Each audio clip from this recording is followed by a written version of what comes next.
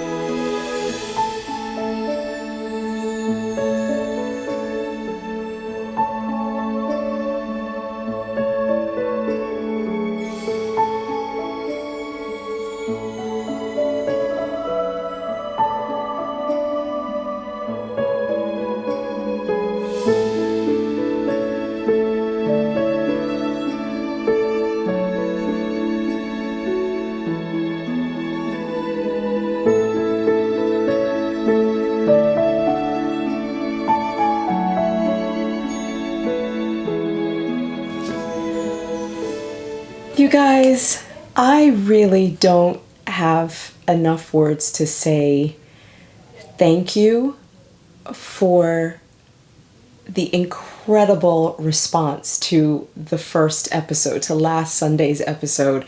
I have done Vlogmas in the past and it has gotten views. Thank you to everyone who watched in the past, but never the level of response that last Sunday's episode got.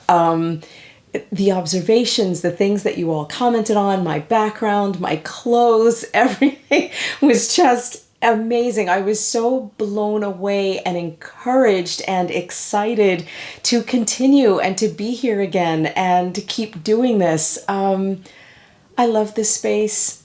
I love all of my subscribers and I'm so grateful to all of you.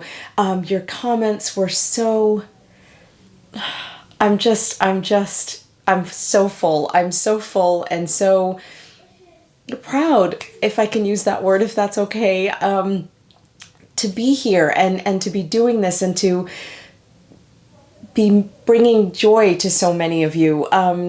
You know, again, not to go down that road, but I'm just so happy that we can spend a little time together each week. So many of you also commented just on the format that I decided to go with, the once a week, and that really works for you. So yay!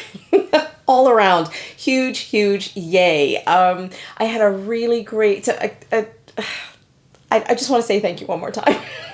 Thank you so much for watching and for being here. You have no idea how much this means to me. There are also quite a few new subscribers, so thank you to people who have found me this past week. Welcome to my little online home. So last week, again, blown away by the response, and I had a really great week. I'm still going over comments. Still going over the comments and everything. The week itself was just personally how was my week? How was your week, Denise? My week was good.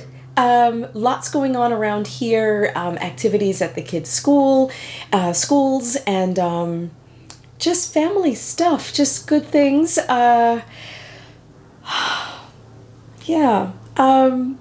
It's so funny. I took the kids to the movies, and just after the episode aired, and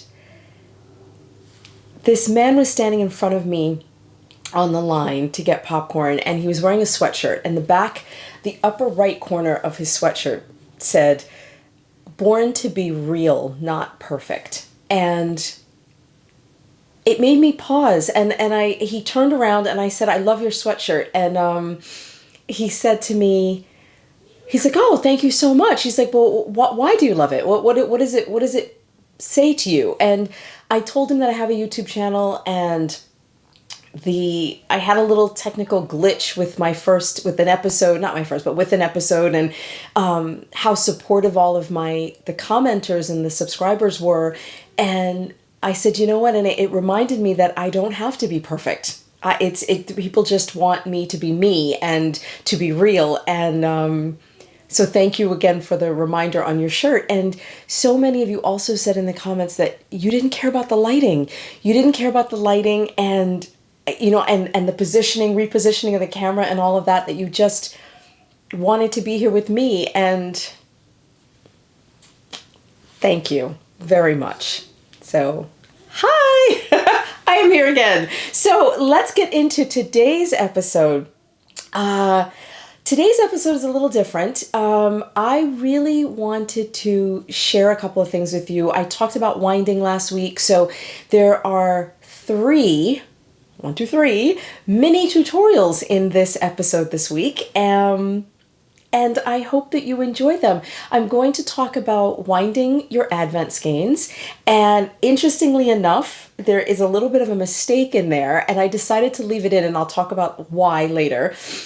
So winding advent skeins, how to wind a gobstopper, so a big ball of yarn that you've already started knitting on, into a cake, and then also a little, let me just grab it here for you. I knit a little sock, a little Christmas tree ornament or tree ornament that Jen Yard produced. And when we get to that segment, I'll talk about that a little bit more. But here it is. Oh my goodness, look at how cute that is. So the third tutorial is how to knit. Her pattern is just for the sock, but I added the little loop, and it is knit in, so you can knit it in as you go. So the third tutorial is how to do that. So yeah, there's lots to learn in this episode. I think the last week was more intro, and here I am. This week is lessons and learning, both for you and for myself on different levels. And next week's episode will be a little bit more homey, baking, cozy, couple of things that I do for the holidays. Decorating, I make toffee, I dry oranges. So we're going to cover, and there's going to be lots of knitting, just knitting. I just want us to knit together. It is the week before Thanksgiving, the week before Christmas, and the heat is on. So I just want us to have a little respite next week. So that's enough chatting. Let's get into the tutorials, and we will start with winding our advents. Hi everybody. So let's learn how to wind advent skeins. We are going to cover double winding so that your cakes are not on the stretch or too tight. I'm going to show you what the two balls look like. I'm going to show you how to separate a hank like this that is actually two skeins together, and also how to get the end of the yarn or the tail of the yarn in the right position so that you can start with the right color.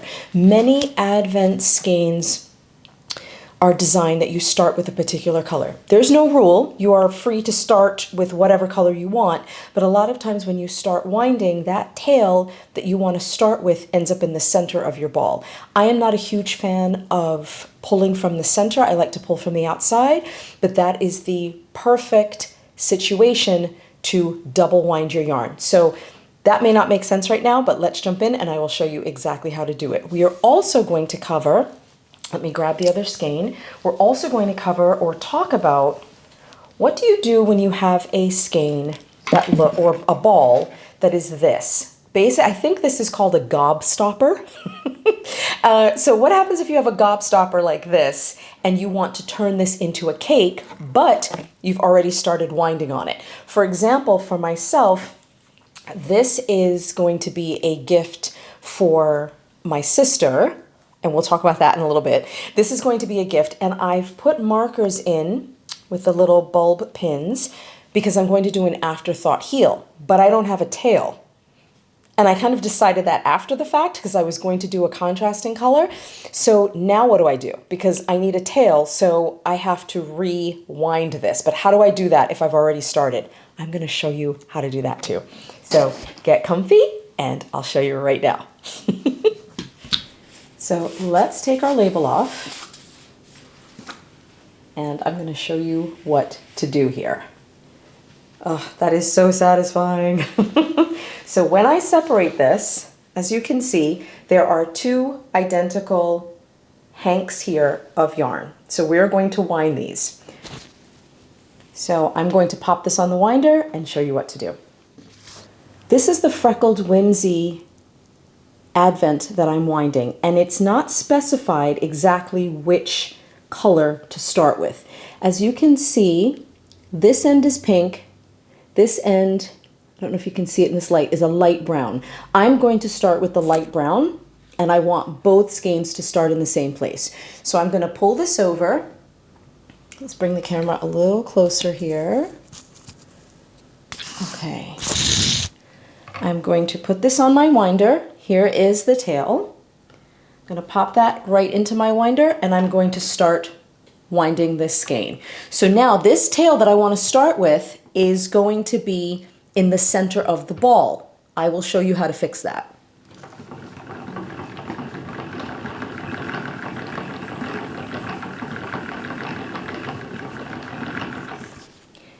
So the first ball is wound. I'm going to pull up the center and slide this off. And there you go. That is what the first cake looks like. And that pink color that I showed you is now on the outside. But this is the first cake. So now let's wind the second one. Now, I don't know if you can see, this looks pretty neat. Everything is nice and tidy. Here is that center color that I want to start with, but I want this on the outside. So let's wind the second one, and then I'll meet you right back here. So here are my two cakes, all wound. Whoops, let's just make that neat. Here are my two cakes, all wound. As you can see, here are the little tails, but I want these tails on the outside. Now, I'm going to wind, I'm going to leave one of these as is, and I'm going to rewind the second one, and I'm going to start by pulling from the center. Whenever you wind a ball and you pull from the center, do it, when you're winding, wind very slowly, because what happens, as you're pulling, this is getting more and more hollow on the inside, and there's the potential for this cake to start to cave in on itself. And you could potentially get knots and tangles. So just do it very slowly. I'm going to zoom in on the winder so you can see how slowly I'm going. And then I'm going to show you the difference between the cake that was wound twice and the cake that was wound once. So I'm threading this through, popping it on. And if you'd like, you could pop this in a bowl right here on your, I don't have a bowl, but you could put it in a bowl just to stop it from rolling around. But I just usually control it with my hand. So I'm going to pull out a little bit. Okay. And then I'm going to get started. So oops, keeps popping out here. Okay. And here we go. Now this, can you see, this is how slowly I'm winding. Let me put this here so hopefully you guys can see that it's, whoops. And it can be a little fiddly and it takes a little while. Oh, now here's a knot. So let's pause. This is why I say go super slow. And some of you may not think that all of this quote unquote work is worth it, but it is to me, and I'm totally willing to take my time. There is nothing fast or a race about knitting and winding yarn. Just enjoy the process, take your time, and I'm going to wind this slow. I'm just keeping my hand here as a guide. There is no pressure. I'm just barely holding this. And I'm going to keep going. Nice and slow, nice and easy. And then I will show you the difference in the two cakes in just a moment. Okay guys, truth time. I just realized I made a mistake and I started winding from the center. What I should have done is start to wind from the outside because I want that pink strand to be on the outside. So I'm going to fix that and then I'll be back. Not the most organized tutorial here, but I think you're going to get the gist. So I realized I made a mistake. Okay, and maybe sometimes mistakes happen for a reason. So what I've now done is I've put the pink, can you see here? Okay, I've started from the outside of the ball, okay, which is right here, started from the outside, put that on. Where I started before, that's gonna sit over there, and I'm going to very slowly start pulling from the outside. I'm gonna pull off a little bit and then wind. And it's gonna take a little bit longer because I've kind of messed myself up here a little bit, but I'm gonna keep going, okay? Ultimately, I think you're going to get the gist, and I'm gonna show you the right way when I wind the second one, okay? But again, it's good to show that, you know, everybody makes mistakes, so let's keep going. So, I think what happened is, there are times when a person knows how to do something and they do it in their head, and it's automatic when they go to do it on the machine or whatever it is they're doing and they don't think. That's exactly what happened here. But the point is, it is now wound correctly, and I will show you again on the other skein how to do it. But I'm glad that happened, because it could happen to one of you as you're winding, and how do you fix it? So now you know. But here is the difference between a cake that is wound twice and a cake that is wound once. Here is once, here is twice. Can you see the difference? Look at how much bigger and fluffier. I'm going to try to squeeze this one for you, and I'm going to try to squeeze this one. There's so much more give than in this one. Okay, so let's fluff that back up. And that is the difference. So now that pink strand that was at the beginning is now in the center, and the tan color that I wanted to start with is now on the outside. And there it is. So that is the difference. Do you absolutely have to wind your cakes twice? No. A lot of people do, and I do, because again, this is the singly wound skein or cake.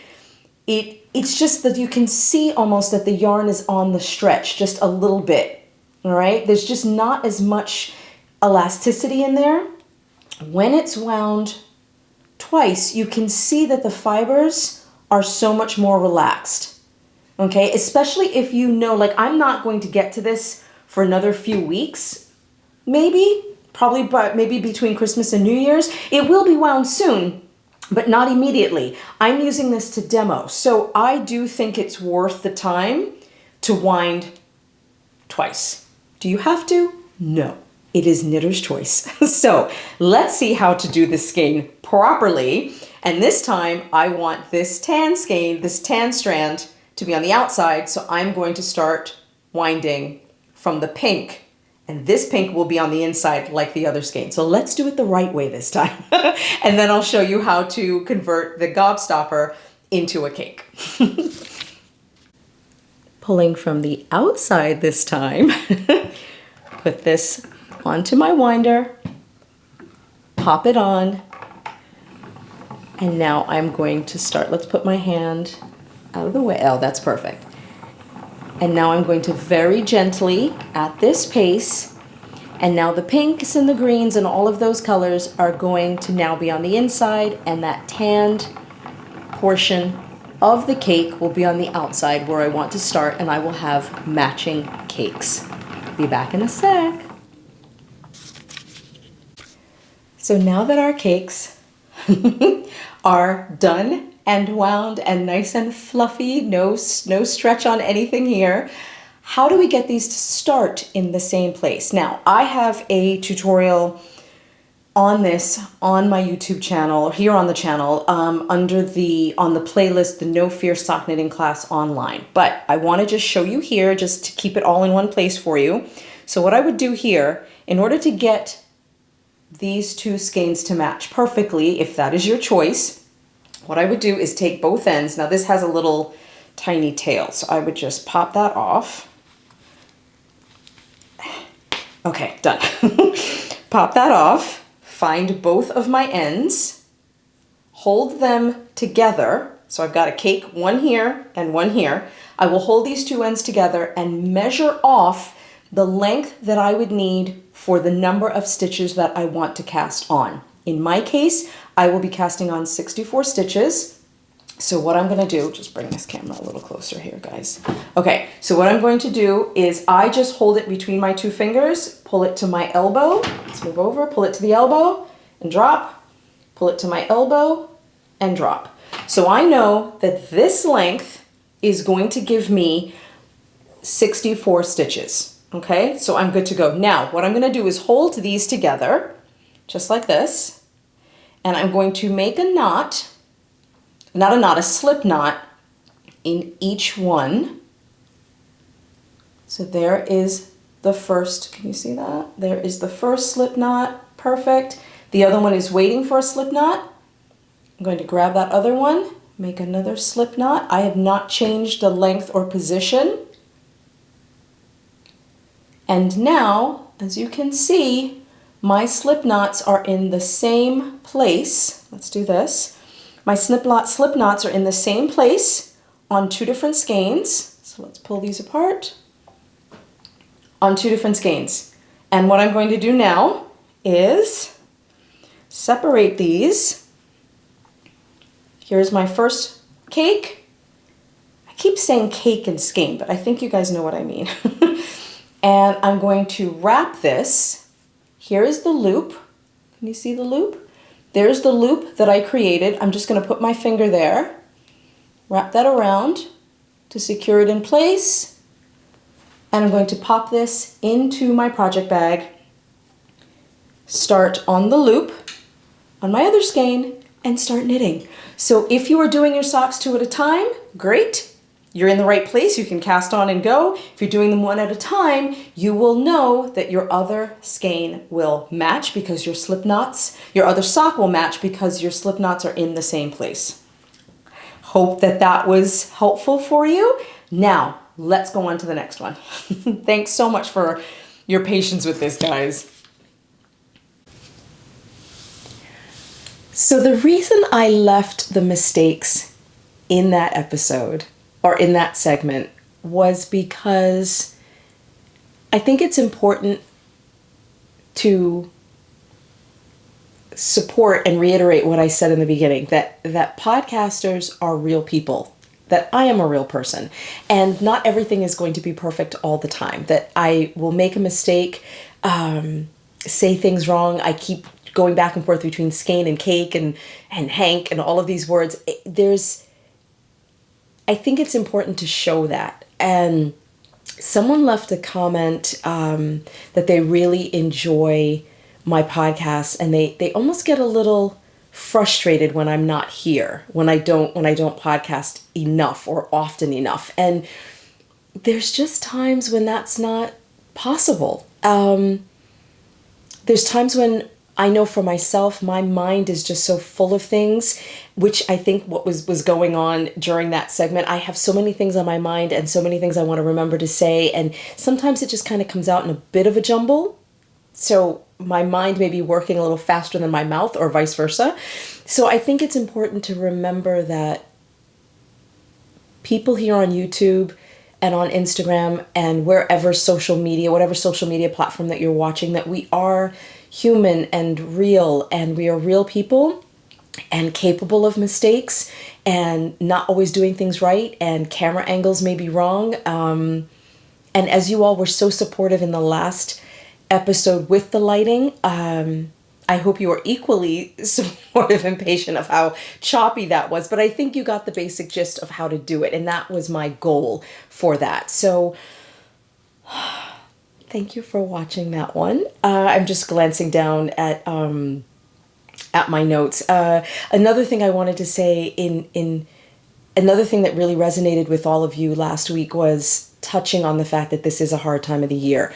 And even as I'm recording these, there are things in my mind and things I may remember as I'm talking, and I won't always say what I'm thinking, whether it's a personal memory or a yarn memory or whatever it is, but there's still things going on. So I may pause or hesitate or not be so organized.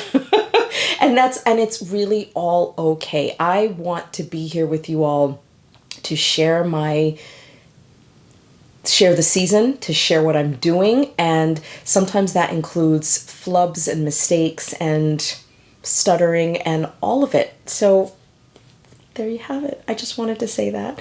So let's go on to the next tutorial, in which I will show you how to change a gobstopper into a cake.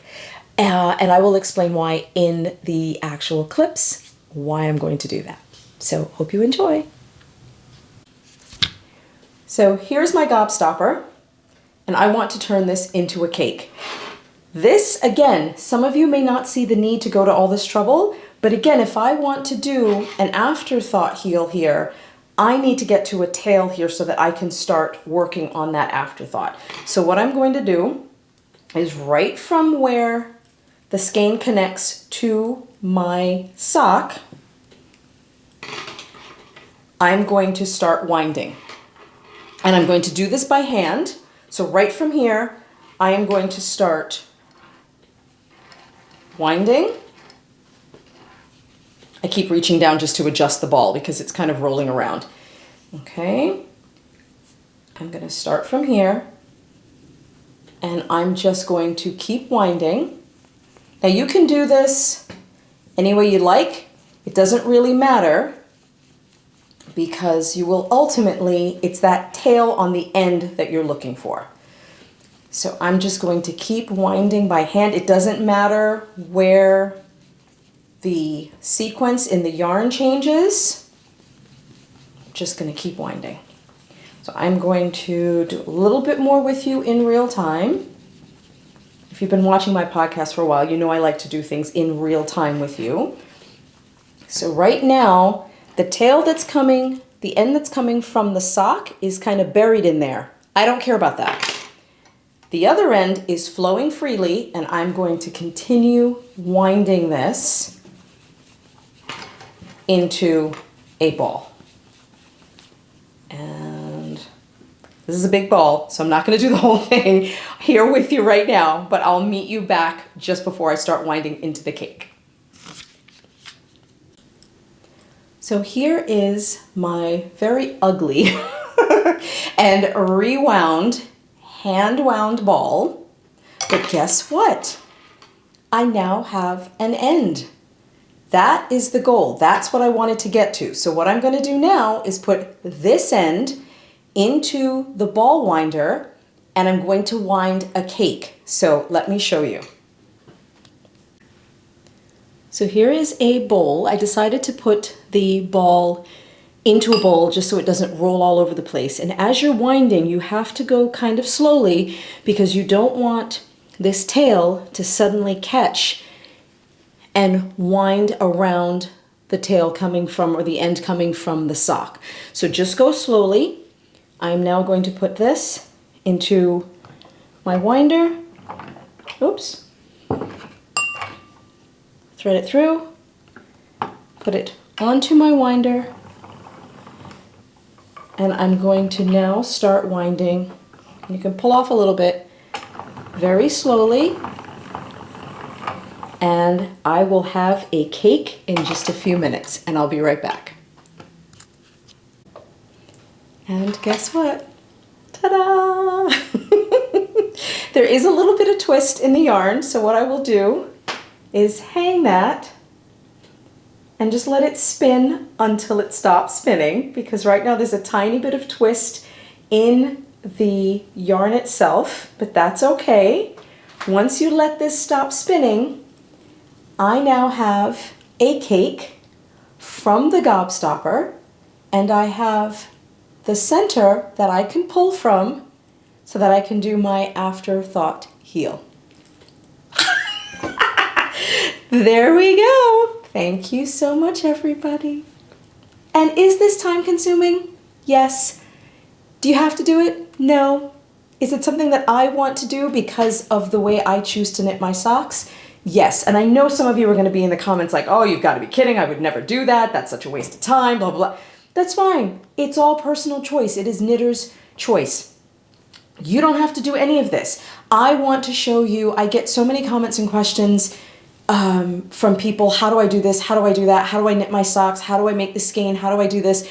this is how I do it. So again, it's all knitter's choice, but that is what I do and how I go from a gobstopper to a cake.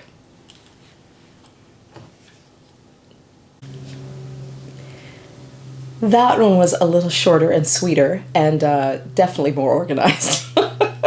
So let's go on to the third tutorial today, and that is, as I said in the beginning, the little loop for this Christmas ornament. Now, this was designed by Jen Yard. I will link to her down below. It was designed by Jen Yard, and she is Everything Shapes Us on Instagram. And she came up with this pattern along with a little hat and a little sweater. And I think there's also a snowman, and she's doing free pattern Fridays on Instagram. Now, I know that a lot of you are not on Instagram. I am not pushing it. I am not saying you need to go on there. I will link to her pattern down below, and hopefully by the time I get this episode up, I'm going to see if she will allow me to link to the pattern or to write the pattern out in my show notes. If you don't see it, then that probably didn't happen. So again, it is free and it is available on her Instagram account. Continuing, just pause there for a moment to think about something. So let's talk about this, and I hope that you enjoy it. So let's look at this loop a little more closely. It is basically a crochet chain. That's all it is. And what I do is crochet the chain. I think this is about maybe 20 stitches. You can make it as long or short as you need it to be. And once we create the chain, the last loop is going to be the first stitch, and the remaining yarn that is hanging will then become the long tail cast on. That will all make sense in one sec. So let's get started. So you're going to create a chain. I'm leaving a pretty long length. You probably don't even need that much, but I'm leaving a pretty long tail here because that's going to be part of our cast on. And I'm going to start crocheting a chain. So 1, 2, 3, 4, 5, 6, 7, 8, 9, 10, 12, 14, 18, and you can fold it over and see, I think maybe 2 more, 18, 19, 20. So this first stitch, or the last stitch of the chain, so when we fold this over, that length is perfect. That's going to be our loop. And this last stitch of the chain, I'm going to make that a little bigger. That is now going to go on my needle. Okay, there we go. And what I'm going to do is slip into the first stitch right here. This is going to become, sorry, I'm going to go into the back of the stitch. Yeah, there it is, right back there. That is going to become my second stitch, and then I'm going to crisscross. So now I have the tail right here, and I have the rest of the yarn coming from the ball, which is sitting over here. I'm going to crisscross these two just to add a little, that way I don't really have to hold and everything is secure. And I'm going to now cast on the number of stitches I need for the sock, which is 24. So I'm going to, that's 2, 3, 4, 5, 6, 7, 8, 9, 10.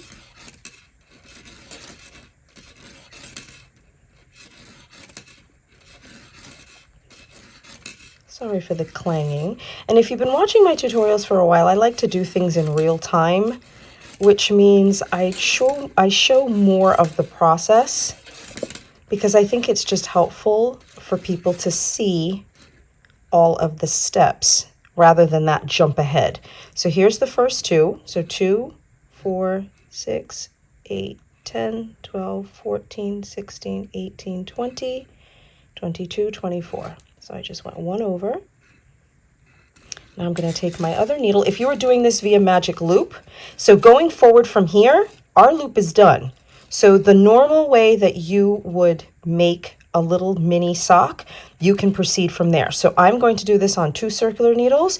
You can do it on magic loop. You can use DPNs. It's obviously a little too small for a 9-inch needle, but I am now going to just slide half of those stitches.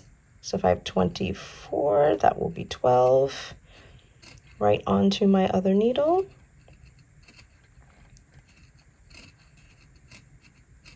Then I slide 2, 4, 6, 8, 10, 11, and 12. And I'm gonna slide these over to the other end. If you do not know how to use Magic Loop, I do have a full course on how to do this here on the channel, but that is not the purpose of this video. So let's move on. Now I'm actually going to turn this one more time. Why am I turning back and forth? Because what I do when I'm closing a circle, let's make sure the bottoms of my stitches are all in the right direction. There we go. That's perfect. Okay, getting a little tangled. Aha, there we go. So I want to make sure that the base of all of my stitches are facing in, and I'm going to crisscross. This is how I do it. I crisscross the 2 top stitches, and then I will start knitting in the round. Why do I do that? I just think it closes the circle, number one, and it tightens up so that I don't get a gap between the 2 stitches. So I will very carefully, now as always I'm looking at this through a camera. I think I got them all, yay! I got them all, and I will grab one of the other ends. Now this is the last stitch that I cast on, so it's still pretty loose, which is why I do it this way. Bring it up and over, and I am now secure. Tighten that up. My loop stays there. Pull this needle out. And now I am going to start knitting my sock. And basically what you've done here now is created the loop. It is built in, quote unquote. It's built in. And now I can find the correct tail. I'm going to look past the camera for just a second. And you can cut these tails if it's a little too long for you. I'm going to start with the working yarn. And I'm going to start my tiny little wee sock. And as I said before, I will, whoops, now this first stitch may be a little tight. Don't worry, you can go in through the back of the stitch. If it's a little tight, it's not going to show on a little ornament this small. And then I'm going to knit the rest as usual.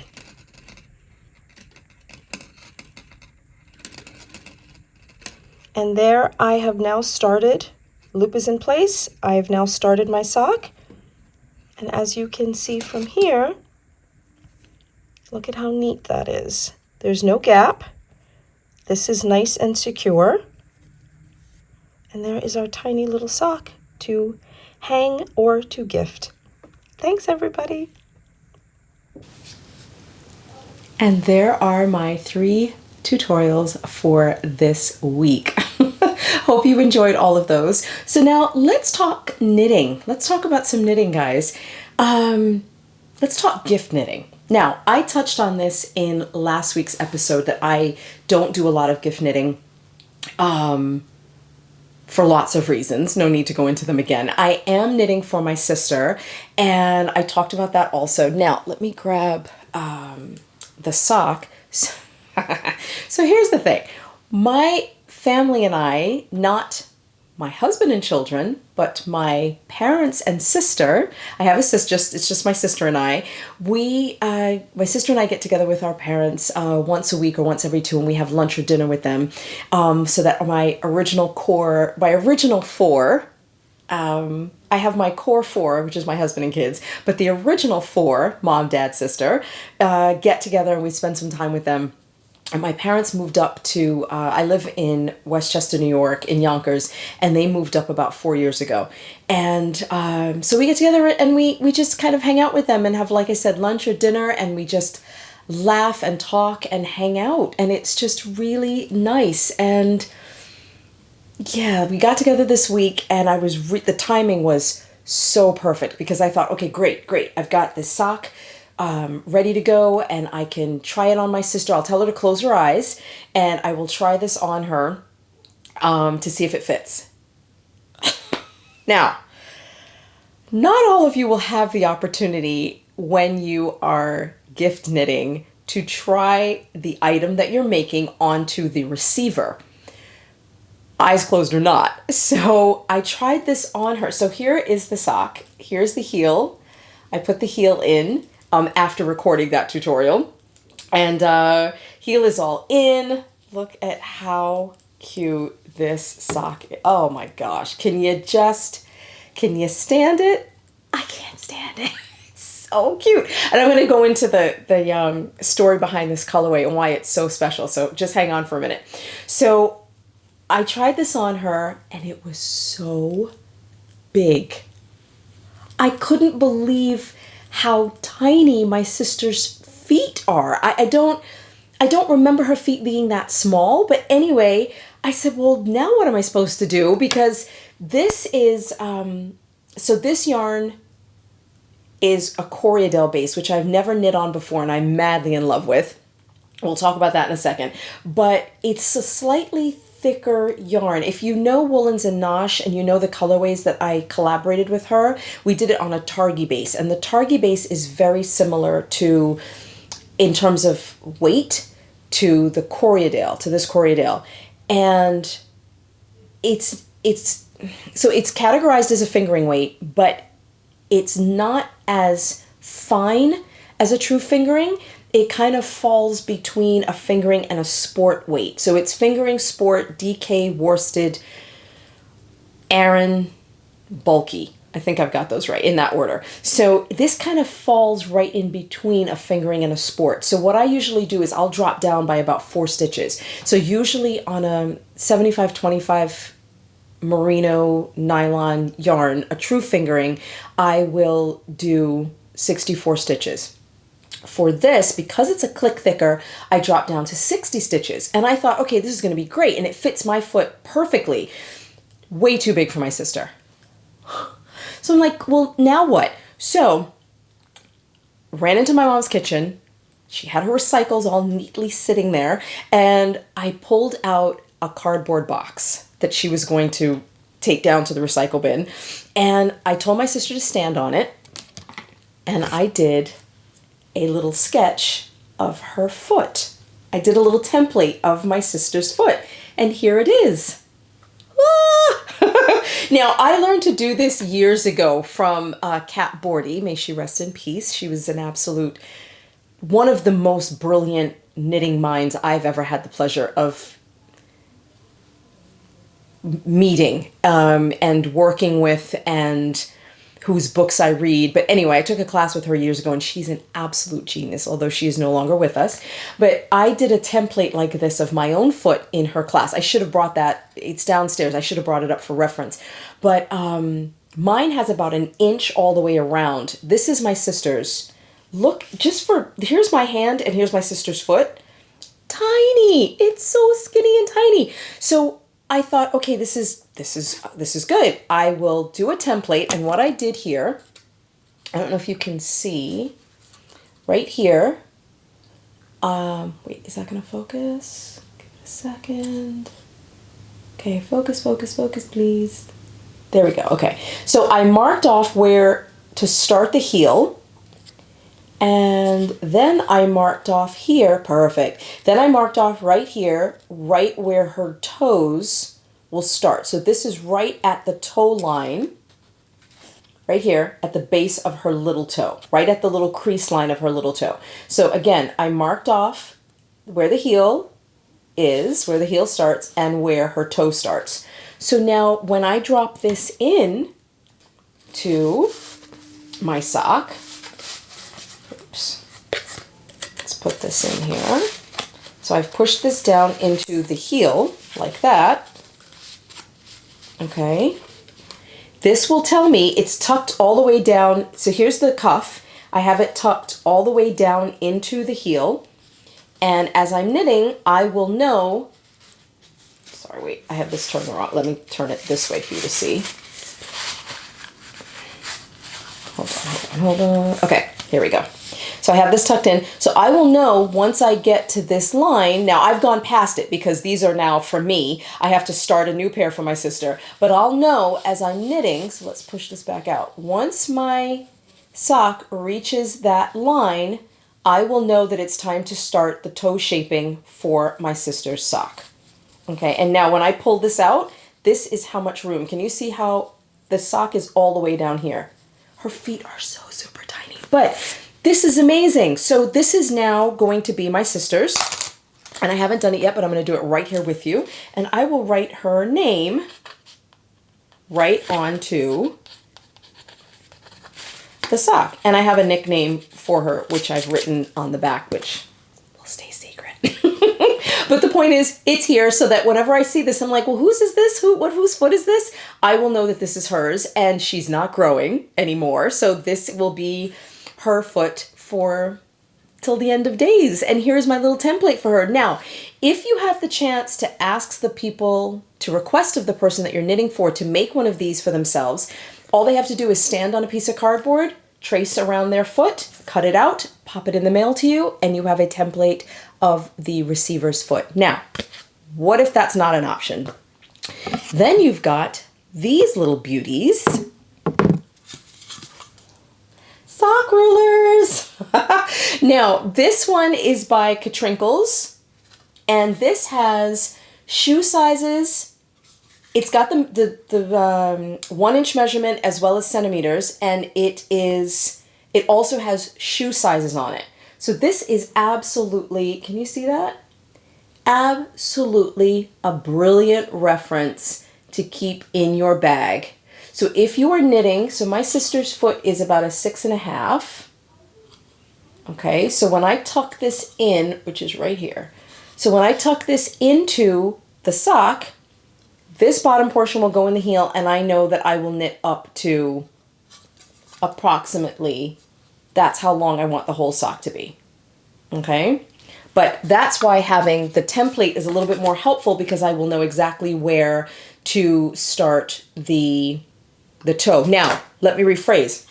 If I know that the whole sock is going to be this long, what you would normally do is, depending on the depth of your toe, you subtract that distance from the full length. So my sister's foot is 6.5, so I would then go down to about, where is it, an inches, 4.5, which is here. So I would be somewhere in this neighborhood of the ruler. So take away approximately 2 inches, but this is and I have a tutorial on how to use this. I'm not going to go into this in detail here because this video would be another hour long. But if you don't have one of these, or this is a little bit too much for you to carry, this is a little over 12 inches. So if this is too much to carry in your project bag, I was introduced to this beauty. Now let me roll up my sleeves. Look at this. It's a bracelet, guys, and it's a slap bracelet. So if you have toddlers or children and you are trying to count something or calculate something, just give them this, and not only is it functional and useful, it will also entertain your children. Multi-purpose. So you can keep this on you. You can roll it up, and it shrinks down to this that you can then put in your project bag. This comes in 3 colors. I opted for the pink because I love pink. It comes in blue and white. And I thought the white might just kind of get scuffed and schmutzy after a while. And again, I love pink, so here we go. But this also has, and when you want to keep it straight, it just snaps. So you kind of, so wait, let me see if I can do this so you can see. So this part right here snaps once it's fully extended. and it stays right into place. And there you go. This also has shoe sizes on it. And no one's asking me to sell this or promote this. This is by Twice Sheared Sheep is the name of the company that produces this. I will link to them in the description box down below. It has the ruler, inches and centimeters on one side, and also has shoe sizes for men, women, and kids. Look at that. It also has kid sizes on it. Absolutely brilliant. And again, it is just so cute when you roll this up and fits right into your project bag. So now, between my ruler, my rulers, my template, between all of these tools, I now have exactly what I need to knit a proper pair of socks for my sister. Now, I'm probably going to drop down to, this sock, as I said, was 60. I'm probably going to drop down to about, taking off 4 stitches to 56. I will knit a little bit and see how many inches that's giving me, so I can measure across here. There's a lot of information that you can write on this also. How many stitches to the inch if you're using the same type of yarn, how wide this is, and multiply it by 2, so top and bottom. And then usually subtract 1 inch for negative ease, and you will know exactly how many stitches to cast on. That was a very fast description of the math formula to figure out how many stitches to cast on. Again, it is the number of, it's the circumference times your gauge, which will tell you how many stitches to cast on for the sock. There you go. I will write that in the description box for you down below. So I'm going to go with 56 stitches because she also doesn't like her socks too tight. I think 52 would probably give her a snug fit, but these are more for house kind of lounging around or wearing with a boot. So I'm going to go with 56 stitches for her, and then I will use this to know when to start the toe shaping. So let's talk about this colorway for just a second. A little memory, a little Christmas memory to share with you. When my sister and I were little girls, we had a very early bedtime. We had to be in bed by 8. So that meant brushing your teeth by 7:30, 7:45, lights out at 8 o'clock. And that went on pretty much through high school. My parents were like, no joke. But at Christmas time, Charlie Brown Christmas, Santa Claus is Coming to Town, Rudolph the Red-Nosed Reindeer, Frosty the Snowman would come on Channel 4 or Channel 2, which is CBS or NBC here in the States. And we got to stay up until 8:30 to watch. Oh my goodness, we felt staying up that late was huge for us. We were so excited. And my mom would make us these little plastic tumblers. We had these little plastic tumblers. I think one was red and one was blue. And she would warm milk for us. I can't even look at warm milk now, but I loved it as a kid. She would make warm milk for us and Thomas's English muffins, perfectly toasted with butter. And we would sit in front of the TV and we would watch all of the above. Oh my goodness. It brings tears to my eyes because it's such a distinct memory.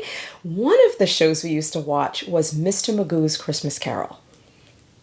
Now, some of you may be going, oh my gosh, I remember that. And others are going, what? Never heard of it. So Mr. Magoo's Christmas Carol was a take on A Christmas Carol by Charles Dickens, but it was Mr. Magoo. And he was this little crotchety little guy who was blind. This little animated character, but the blindness never seemed to stop him. He was always causing mayhem, but never stopped him. And Mr. Magoo's Christmas Carol is what my sister and I watched. And I can share all of this here because she never watches my channel, so she's not going to know any of this. She follows me on Instagram, but definitely not here. And so the name of this colorway is Mr. Fezziwig. And if you know A Christmas Carol, you know who the character of Fezziwig is. And that is the name of this colorway, Mr. Fezziwig. And in the animated, in the Mr. Magoo Christmas Carol, oh dear, why am I blanking on the little boy who was lame? But anyway, one of the characters talks about raspberry dressing. Again, if you know, you know, and some of you may comment that you know, but there's this song that's sung, and in it are the two characters singing, and one is talking about raspberry dressing. So I reached out to Michelle because the accent color that came with this colorway was this beautiful sort of mint green, and it really is gorgeous. It's so holiday, it's so perfect. It's perfect in keeping with the calmness of my background here. But I decided to go with the Afterthought heel, again, because I didn't want to break up the striping. So I went with the Afterthought heel. And I said to Michelle, is there by any slim chance, do you by any chance have this colorway, this beautiful red, in a mini? And I said, of course, you know, send me an invoice, I'll pay for it. And she didn't have that colorway, but she had a slightly different red, and she had this one. Look at this. She had this colorway, which I actually think looks exactly like the raspberry dressing in the cartoon. So that is going to be the toe of this. And I'm getting all teary. I just don't. I'm such a sap. So my sister is getting her Fezziwig raspberry dressing socks for Christmas. So yeah, so excited. Oh, here comes the puppy. Where are you going, baby? Here comes my puppy. Hi, honey. Come here, shoot. It's okay. No. I'm still recording. Hang on. If you don't want to be on camera, stay right there. Here's the puppy. Kira, my daughter, was watching him, and he just got away from her. But here he is. Hi, Pooh. So here's the puppy that was barking in last week's episode. And say hi. Say hi, everybody. Here he is. And his name is Nepo. And here's my boy. Say hi, bud. And he smells really, really good. Okay, he's gonna go back out of the room, but this timing was so perfect to share him with you. So bye. I'm so sorry. It's okay, darling. That was actually perfect. That was so perfect. Daughter's apologizing, but I think it's perfect. She just closed the door loudly. So that's it, guys. I think that's actually a perfect way to end this episode. Thank you so much for watching. There is so much in here between tutorials and Christmas memories and how to measure socks for gift knitting. There's a lot in here. Hope you enjoyed it. Happy and merry, everybody, and I will see you all again next Sunday. Today, the episodes will go live on Sunday morning, so that will be December 17th. Thank you so much for watching. Thank you for being here. You really are amazing. Please keep the comments coming. I'm just so grateful for all of you. All of you. Thank you so much. See you next week.